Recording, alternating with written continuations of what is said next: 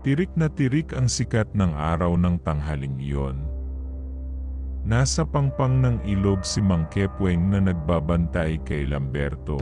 Pinapainom at pinapaliguan ng anak niyang lalaki ang kalabaw nilang si Musang.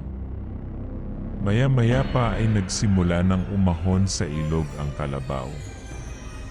Halos isang dekada na ring pagmamay-ari ng pamilya ni Mang Kepweng ang kalabaw nilang si Musang.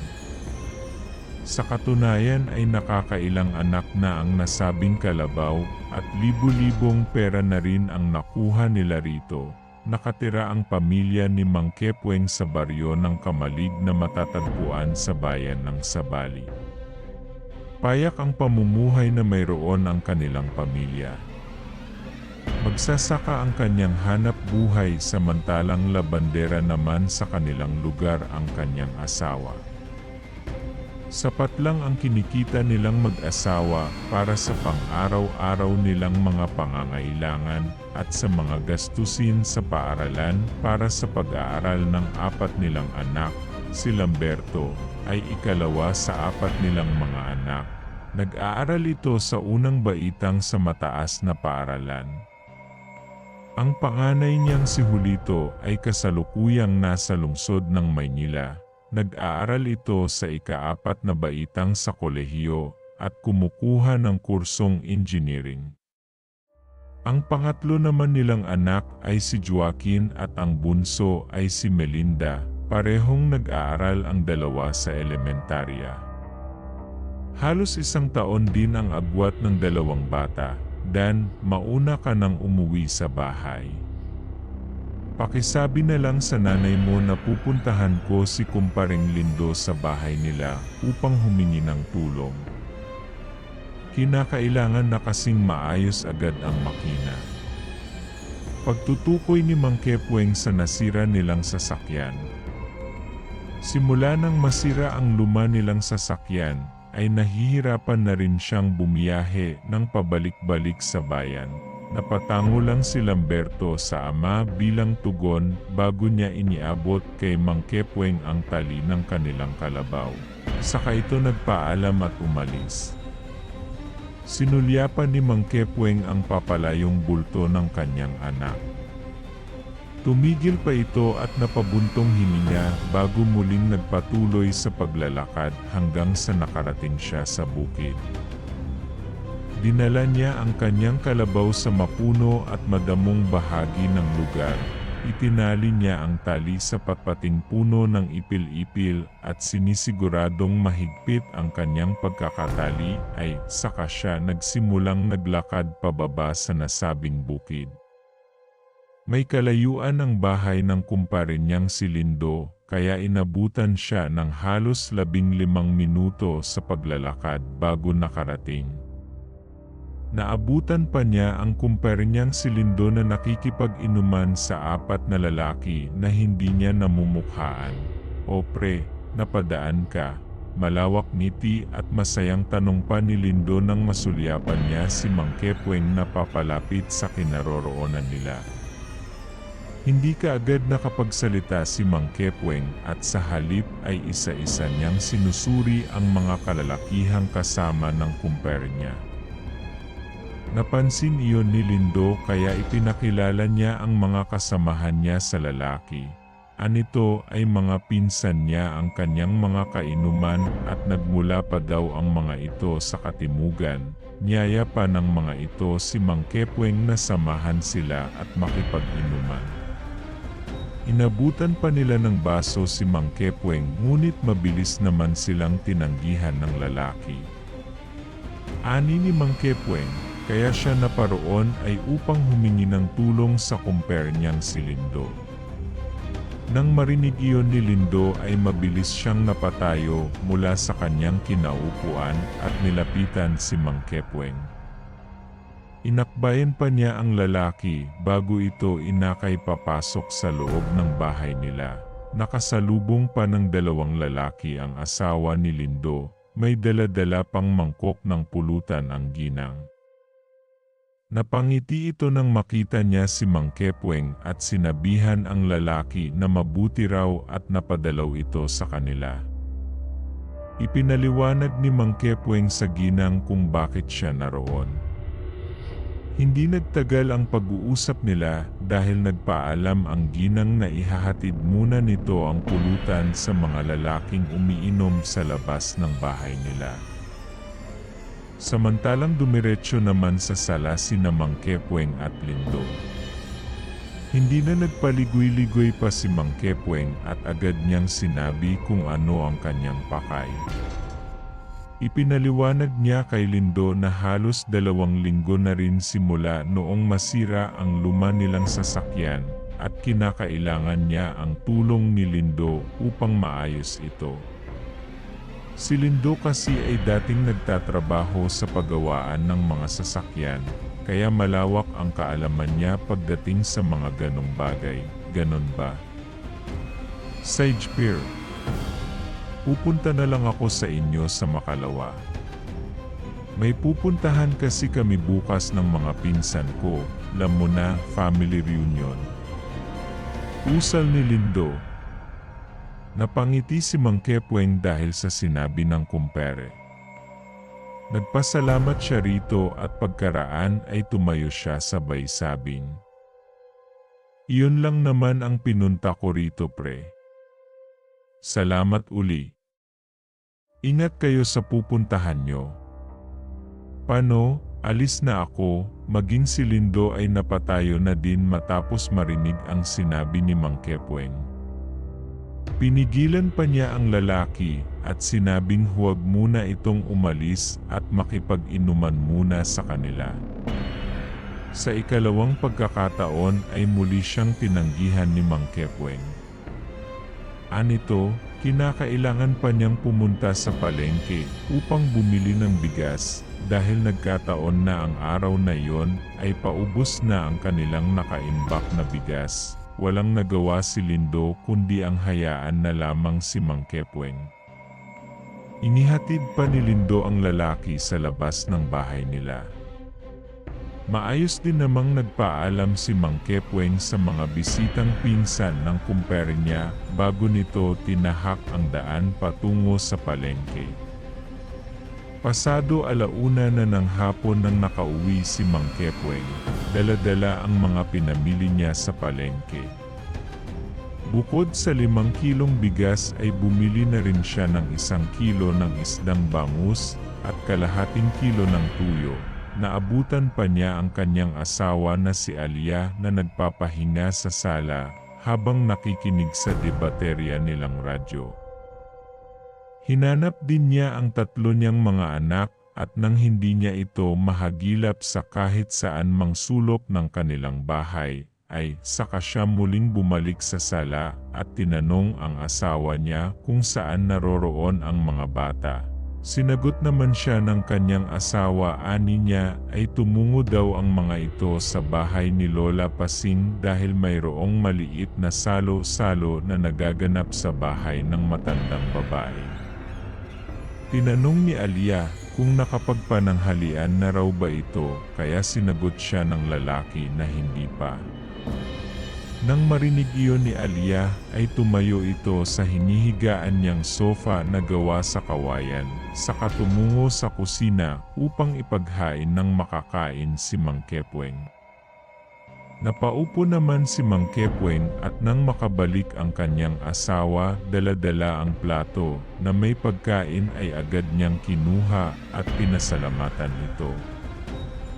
Nagdasal muna siya bago kumain. Tahimik lang na kumakain si Mang Kepweng samantalang bumalik naman sa pagkakahiga ang kanyang asawa. Habang nakahiga ay ipinagpatuloy nito ang pakikinig ng drama sa debaterya nilang radyo. Eksaktong nasa kalagitnaan ng masarap na pananghalian si Mang Kepweng nang marinig niya ang sigawan ng mga bata. Bahagya pa siyang napasilip sa nakabukas nilang bintana at nakita niya ang 3 nilang anak na masayang nagkwekwentuhan habang naglalakad pauwi. Napailing-iling na lamang si Mang Kepweng bago bumalik sa naudlot niyang pagkain at nang matapos ay saka siya nagpaalam sa kanyang asawa na siya ay muling babalik sa bukid. Nang sumunod na araw, umusbong ang usap-usapan sa kanilang lugar na may mga kabataang nawawala raw sa kabilang baryo.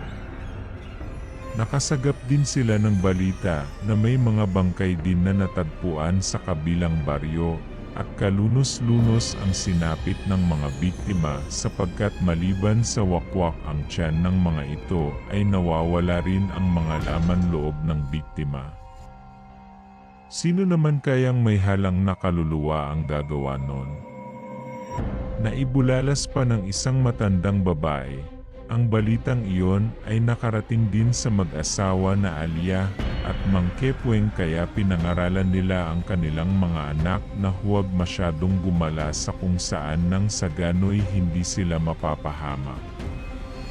Hinabilin din ni Mang Kepweng si Lamberto na bantayan ang mga nakakabata nitong mga kapatid, Biyernes ng gabi. Mag-isang tinatahak ni Mang Kepweng ang masukal na daan pauwi sa kanila. Nagkataon kasi na ang gabing iyon ay nanggaling siya sa isang inuman. Mabuti na lamang at ilang baso lang ng lambanog ang kanyang nainom kaya hindi siya nanalasing. Habang naglalakad ay pasipol-sipol pa si Mang Kepweng. May dala-dala pa siyang flashlight na siyang ginamit niya upang pangilaw sa kanyang dinadaanan. Ramdam ni Mang Kepweng ang malamig na hangin, lalo na't puro puno ang bahagi ng lugar na dinadaanan niya. Ilang beses pa nga siyang napakamot sa sarili niyang braso dahil sa lamig. Nasa ganong sitwasyon si Mang Kepweng nang makarinig siya ng huni ng tik-tik. Mahina lang iyon kaya nakampante siya. Isa pa ay wala rin siyang kaalam-alam kung huni ba iyon ng isang ordinaryong ibon lang o nagmula sa isang aswang. Tubong probinsya si Mang Kepweng kaya malawak ang kaalaman niya pagdating sa mga ganong uri ng nilalang. Sa katunayan ay napapaisip din siya sa mga usap-usapan sa kanilang baryo na may kinalaman sa mga kabataang nawawala at maging sa mga bangkay na natagpuan. Naisip niya na maaaring hindi ordinaryong tao ang gumagawa ng ganoong kalunos-lunos at maaaring kagagawan iyon ng mga aswang. Ngunit maging siya ay hindi rin naman sigurado, lalo na't wala siyang matibay na ebidensya na magpapatunay na totoo nga ang kanyang hinala. Malalim na napabuntong hininga si Mang Kepweng. Nagpatuloy siya sa paglalakad nang may bigla na lamang siyang narinig na kakaibang halinghing na hindi niya mawari kung saan nagmumula. Kusa siyang natigilan sa paglalakad at nagmasid-masid sa paligid kung saan may kakaiba siyang nararamdaman. Nang dahil sa may kadiliman ay kinakailangan pa niyang isa-isahin sa pagtutok ang flashlight niya sa saang sulok ng paligid hanggang sa bigla niyang napansin ang mayabong na damuhan sa kanyang harapan sa di kalayuan. May kung anong bagay na kumakaluskos sa nasabing damuhan at dahil sa kakuryosidad ay napagpasyahan ni Mang Kepweng na silipin upang malaman ang dahilan kung bakit gumagalaw ang nasabing damuhan. Nakakailang hakbang pa lang si Mang Kepweng nang bigla na lamang may lumabas na isang nilalang mula sa damuhan. Nang dahil sa gulat ay napaatras si Mang Kepweng at malutong na nagmura. Galit na tinutukan pa niya ng ilaw ang nilalang na iyon at ganun na lamang ang inis na naramdaman niya sapagkat napagtanto niyang isa pala itong ligaw na kuneho, muntik na akong atakihin ng dahil sa iyo. Hala sige, takbo. Naibulalas ni Mang Kepweng, mukhang naintindihan naman siya ng kuneho dahil mabilis din itong umalis sa kanyang harapan. Nang tuluyang mawala sa paningin ni Mang Kepweng ang kuneho ay napahawak na lamang siya sa kanyang dibdib. Sobrang bilis pa rin ang pagtibok ng puso niya dahil sa pagkabigla, ngunit may bahagi sa kanya na hindi maiwasan magtaka kung bakit may naligaw na kuneho sa lugar na iyon. Sa pagkakaalam ni Mang Kepweng, ang mga ligaw na kuneho sa kanilang lugar ay matatagpuan lang sa liblib na bahagi ng kanilang baryo. Ipinagbabawal kasi sa lugar nila na manghuli ng kuneho at ang mahuhuli ay may kaakibat na parusa. Malalim na napabuntong hininga si Mang Kepweng.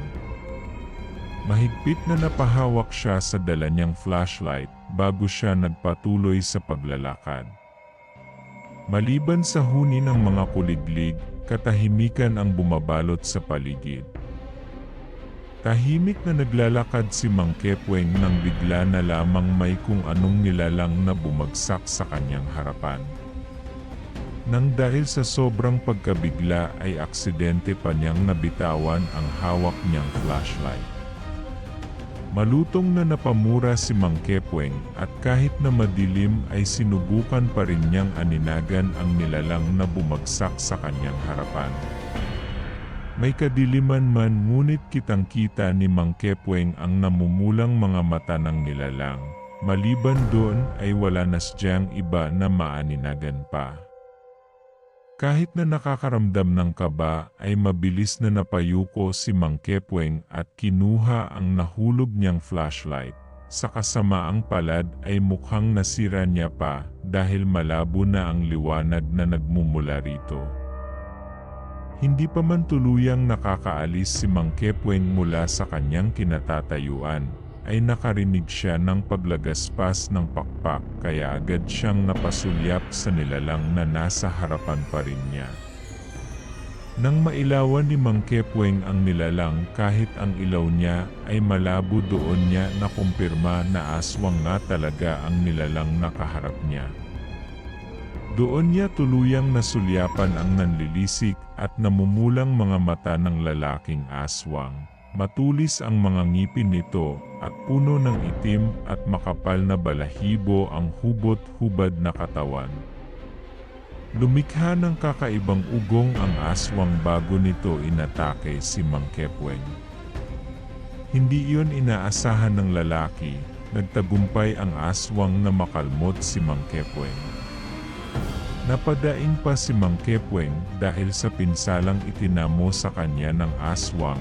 At bago pa man siya muling makatamo ng anumang sugat, ay mabilis siyang umatras at binato ang hawak niyang flashlight sa lalaking aswang.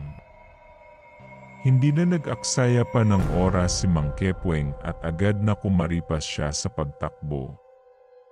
Hindi sa natatakot siyang harapin ang lalaking aswang, ngunit nag-aalala lamang siya na baka mabilis siyang matalo, lalo na't madilim ang paligid. Habang tumatakbo ay napapaisip si Mang Kepweng sa mga hakbang na gagawin dahil alam niya na anumang oras ay maaabutan din siya ng lalaking aswang. Kung dala ko lang sana ang itak ko. Habol hinigang inis na ibinulong ni Mang Kepweng habang siya ay walang tigil na kumakaripas sa pagtakbo. Takbo lang ng takbo si Mang Kepweng, ngunit sa kasamaang palad ay hindi niya namalayan na may nakaharang na malaking kahoy sa daraanan niya kung kaya't siya ay natapilok.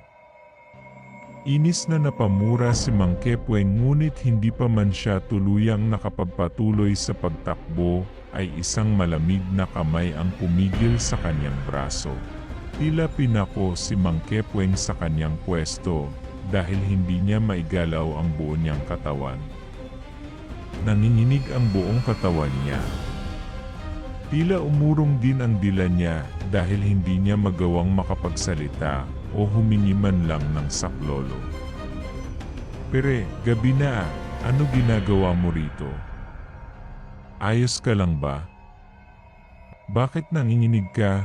Isang baritonong boses ang nagpatigil kay Mang Kepweng. Nanginginig pa siyang dahan-dahan na lumingon sa pinanggalingan ng boses na iyon. Hindi siya maaaring magkamali dahil kilalang-kilala niya kung kaninong boses iyon. Boses iyon ang kumpare niyang si Lindo. Kung hindi pa pinisil ni Lindo ang braso niya, ay hindi pa siya nakapagsalita. Mabilis na napalingon si Mang Kepweng at hinarap ang kumpare niya. malaya niyang nakikita ang nag-aalalang hitsura nito at maging ang apat nitong mga kasamahan dahil bawat isa sa mga ito ay may hawak na flashlight. Agad na sinabi ni Mang Kepweng sa kumparing lalaki na may aswang na humahabol sa kanya na ikinagulat ng mga ito. Napalingon-lingon pa ang mga ito sa pinanggalingan ni Mang Kepweng, ngunit wala naman silang napansing kakaiba sa paligid. Nanginginig at pinapawisan ng malalig na pawis si Mang Kepweng. Agad naman siyang sinabihan ng isa sa mga kasamahan ng kumpare niyang si Lindo na mas mabuti pang ihatid na nila ng sama-sama ang lalaki sa bahay nito dahil baka kung ano pa ang mangyari rito. Nang dahil sa nangyari ay hinatid na lamang ni Lindo at maging ng mga lalaking kasama niya si Mang Kepweng sa bahay nito. Nang makarating sila ay sinalubong pa sila ni Alia, bakas ang pag-aalala sa mukha ng asawa ni Mang Kepweng. Agad na tinanong ni Alia si Mang Kepweng kung ano raw ba ang nangyari sa lalaki at kung bakit daw hating gabi na ito kung umuwi. Doon lang napagtanto ni Mang Kepweng na pasado alas 11 na pala ang oras ng gabing iyon. Agad namang kinuwento ni Mang Kepweng sa kanyang asawa ang buong pangyayari. Kinuwento niya kay Alia ang ginawang pang-atake sa kanya ng aswang. Nang marinig iyon ni Alia, ay mas lalo lang siyang nakaramdam ng kaba at takot. Labis na lang ang pasasalamat ni Alia kay Lindo at maging sa mga kasamahan nito dahil sa ginawa nilang paghatid kay Mang Kepweng. Niyaya pa nga ng mag-asawa si Lindo at maging ang mga kasamahan nitong lalaki na pumasok muna sa loob ng bahay nila at magkape, ngunit mabilis naman nila itong tinanggihan dahil kinakailangan din daw nilang bumalik kaagad at umuwi. Hindi na napilit ng mag-asawa ang mga ito. Agad na nagpaalam ang grupo ni Lindo at umalis. Nang tuluyang makaalis si Lindo maging ang mga kasamahan niya ay saka muling nag-usap sa sala ang mag-asawa. Nasa kalagitnaan sila ng seryosong pag-uusap nang makarinig sila ng huni ng tik-tik, lintek, mukhang sinundan talaga, ata ako ah. Naibulong ni Mang Kepweng sabay senyas sa asawa niya na kunin ang itak nito sa loob ng kanilang kwarto. Bakas pa ang takot sa mukha ni Alia na tumayo at tumungo sa kanilang kwarto samantalang napatayo naman si Mang Kepweng sa harapan ng pintuan at pinakikiramdaman ang paligid. Nakarinig siya ng paglagaspas ng pakpak at kasunod nun ay ang walang tigil na kaluskus sa paligid ng kanilang bahay. Naggitngit ang mga ngipin ni Mang Kepweng. Hindi rin siya mapakali sa kanyang kinatatayuan. Ilang saglit pa ay bumalik din ang asawa niya, dala-dala ang pinapakuha nitong itak. Agad ang kinuha iyon ni Mang Kepweng, sa kanya iyon winasiwa sa hangin na tila ba iniensayo niya ang kanyang braso para sa magaganap na laban. Sige, subukan mong pumasok rito at hindi magtatagal ay mapupugutan na kita ng ulo. Sa pagkakataong iyon ay galit na ang umiiral kay Mang Kepweng. Hindi na siya natatakot lalo na't may sandata na rin naman siya na siyang magtatanggol, hindi lamang sa sarili niya kundi maging sa kanyang pamilya, nang dahil sa sinabing iyon ni Mang Kepweng ay natigil ang mga kaluskos na kanyang narinig. Maya-maya pa ay muli na naman siyang nakarinig ng huni ng tik-tik. Ngunit sa pagkakataong iyon ay papalakas na ito ng papalakas. Hudyat na lumalayo na ang aswang, maya-maya pa ay tuluyang binalot ng nakakabinging katahimikan ang paligid. Patuloy na pinakikiramaman pa rin ang paligid ng mag-asawa, at nang masiguradong ligtas na sila ay saka sila tumungo sa kanilang kwarto at nagpahinga.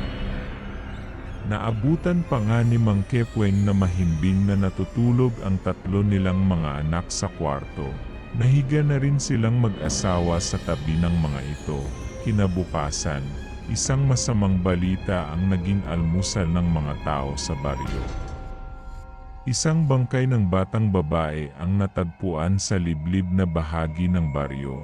Kalunos-lunos ang sinapit ng batang biktima dahil maliban sa nawawala ang mga laman loob nito ay putol din ang paa at braso nito. Nagimbal ang mga tao dahil sa balitang iyon at mas lalo silang nakaramdam ng takot dahil sa mga kababalaghang nangyayari sa baryo. Nang araw ding iyon ay dumalaw ang kumper ni Mang Kepweng na si Lindo sa kanilang tahanan at kagaya ng napag-usapan nila nung nakaraan ay inayos ni Lindo ang sirang makina ng sasakyan ni Mang Kepweng. Namalengke rin si Mang Kepweng ng araw na iyon upang bumili ng kanilang makakain at kagaya ng nakagawian ay kay Tatang Iko siya dumiretso at bumili ng karne. Kilala si Tatang Iko sa kanilang baryo bilang isang mangkakatay ng karne. Talaga namang tanyag ang matandang lalaki dahil maliban sa negosyante ito ng mga karne ay mayroon din siyang binatang apo na siyang kinagigiliwan ng karamihan dahil sa angkin nitong talino at kakisigan. Ilang kilo ho sa'yo, Mang Kepweng? Mukhang umaasenso na ata tayo ngayon na. Pagbibiro pa ng binatang apo ni Tatang Iko na si Jonas nang bumili si Mang Kepweng ng karne ng araw na yon. Nagkataon kasi na si Jonas ang nagbabantay ng tindahan nila. Napangiti lang si Mang Kepweng dahil sa tinura ng binata, saka siya bumili ng 2 kilo ng karne. Tinanong pa ni Mang Kepweng ang binata kung nasaan daw ba ang lolo nito. At tugon naman ni Jonas ay nagpapahinga raw ang lolo nito dahil mayroon itong sakit. Matapos magbayad ni Mang Kepweng ay agad siyang dumiretso ng uwi sa kanila. Naabutan pa nga niya ang kumpare niyang si Lindo na abalang-abala sa pag-aayos ng makina ng sasakyan sa labas ng bahay nila. Niyaya pa ni Mang Kepweng ang kumpare na pumasok muna sa loob upang makapagmeryenda na hindi naman ito tinanggihan. Gawin mo na lang na adobo, heto ang kalamansi, pigaan mo na rin upang mas lalong malasa. Usal pa ni Mang Kepweng sa asawa matapos nitong maiabot ang supot ng mga pinamili niya. Nagtimpla si Mang Kepweng ng 2 tasa ng kape at naghanda sa plato ng binili niyang bibingka, sa kanya yon dinala sa sala. Naabutan pa niya ang kumpare niyang si Lindo na nakikinig ng kanta sa radyo. Tinanong pa siya ni Lindo kung nasaan daw ang mga anak ni Mang Kepweng kaya sinagot niya na nasa paaralan na ang mga ito. Nagpasalamat pa si Lindo kay Mang Kepweng dahil sa inihanda nitong merienda. Habang nagkakape at nagkwekwentuhan pa ang dalawa tungkol sa sirang makina ng sasakyan, nasa ganong sitwasyon ang 2 lalaki nang bigla na lamang nilang narinig na sumigaw ni Alicia. Mabilis na napatayo silang pareho at dali-daling pinuntahan si Alicia, ngunit nang makarating sila sa kusina ay kusa rin silang natigilan, lalo na nang makita nila ang pira-piraso ng mga karne na nagkalat sa sahig. Agad nila itong nilapitan. Saka sinuri, ngunit ganon na lamang ang pagkagulat nila nang may nasulyapan silang putol na daliri na nakahalo sa karne. Ang ilan sa mga karne ay may mga uod. May malansa rin itong amoy na halos hindi nila maintindihan. Hindi na kinaya ni Alicia ang nakita niya dahilan upang bumaliktad ang kanyang sikmura. Tuluyan na siyang nagsuka, naguguluhan na nagkatinginan sina Lindo at Mang Kepweng. Halos hindi sila makapaniwala dahil sa mga nasaksihan nila. Agad na inakay ni Mang Kepweng ang kanyang asawa at dinala sa labas ng kanilang bahay, samantalang nagpaiwan naman si Lindo sa loob at sinuri ang loob ng kusina. Doon niya nakita ang 8 pirasong kalamansi na sa hula niya ay ginamit iyon ni Alicia upang ipiga sa mga karne. Agad na sumunod sa labas si Lindo, sa kanya sinabi kay Mang Kepweng ang kanyang mga kutob. Tinanong pa niya si Mang Kepweng kung kanino raw ba nito binili ang mga karne, kaya sinabi niya na nanggaling iyon sa tindahan ni Tatang Iko. Nagkatinginan pa ang dalawang lalaki bago nila napagpasyahan na alamin ang lihim ng matanda. Nang araw ding iyon ay sabay na pumunta sina Mang Kepweng at Lindo sa bahay ni Tatang Iko. Ngunit nang makarating sila sa bahay ng matanda ay isang kagimbal-gimbal na pangyayari ang kanilang naabutan. Naabutan nila ang dugoang bangkay ni Tatang Iko na nakahandusay sa sahig. Putol ang dila ng matandang lalaki, wakwak ang tiyan at maraming sugat ang natamo ng buong katawan nito. Nang makita nila iyon ay agad nilang napagpasyahan na hanapin ang apo ng matandang lalaki na si Jonas, ngunit sa kung saan saang sulok na sila ng baryo nakarating ay hindi na nila nahagilap pa si apo hanggang sa nalaman na lamang nila sa isang babae na nakita raw nito si Jonas na sumakay sa isang jeep. Nang dahil sa kanilang mga narinig ay mas lalong lumakas ang kutob ng dalawa na maaaring may kinalaman si Jonas sa mga nangyayaring kababalaghan sa kanilang baryo. Ang bagay na iyon ay inireport din nila sa kanilang kapitan ng barangay na agad namang ginawa ng aksyon ng mga ito. Hinalughog ng mga otoridad ang bahay ni Tatang Iko at sa kwarto ni Jonas ay nahukay nila ang higit kumulang sa 5 bangkay. Nagulat din ang mga kapitbahay ni Tatang Iko at Jonas dahil sa mga nangyari. Sinabi rin nila kaya pala malangsa ang bahay nila Jonas dahil sa mga bangkay na nakabaon sa kwarto ng binata. Ang pangyayaring iyon ay mabilis na kumalat sa kanilang lugar hanggang sa kusa na lamang umusbong ang usap-usapan na minsan na raw palang may nakakita kay Jonas na pumapasan ng tao. Ngunit dahil sa takot na malagay siya sa panganib at ang kanyang pamilya ay mas pinili na lamang nito ang manahimik. Nang dahil sa mga ebidensya ay napatunayan na si Jonas na ang punot dulo ng mga krimen at kababalaghang nangyayari sa kanilang lugar. Napatunayan din nila na isa palang aswang ang binata. Hinanap ng mga otoridad si Jonas ngunit sila ay nabigo na hulihin ang binatang aswang. Lumipas ang mga buwan at inabutan ng taon ngunit hindi pa rin nila mahagilap si Jonas. Tila bula na naglaho na lamang ang binatang aswang ngunit ang mga krimen na ginawa niya ay nanatili sa baryo nila Mang Kepweng.